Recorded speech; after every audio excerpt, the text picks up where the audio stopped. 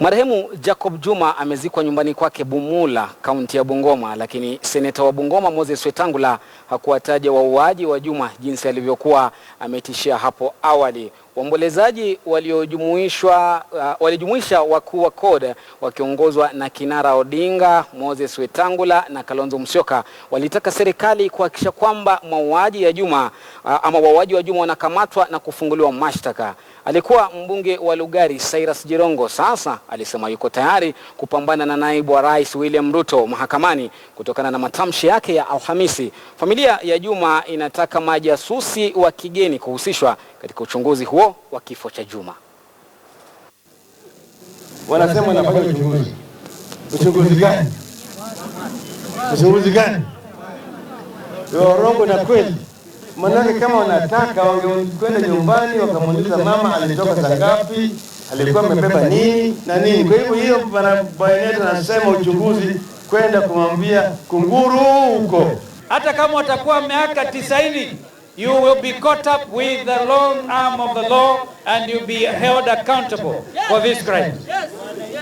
And therefore, let the whole world know, dunia nzima ijue kwamba serikali ya Jubilee stands indicted.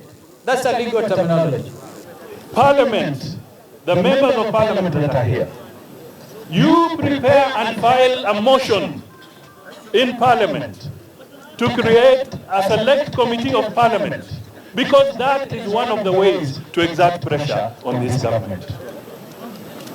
Do not dismiss it. Juma hakuwa na ukimwi. Juma ameuawa na AK-47, bunduki ambaye haiko katika mkono ya raia, lakini bunduki ambaye iko katika mkono ya polisi ya Kenya. Kuna njama ya kuniua, na wale wanataka kuniua na wajua.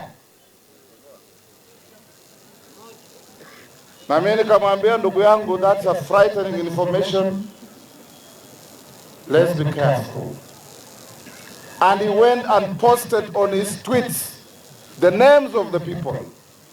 So Inspector General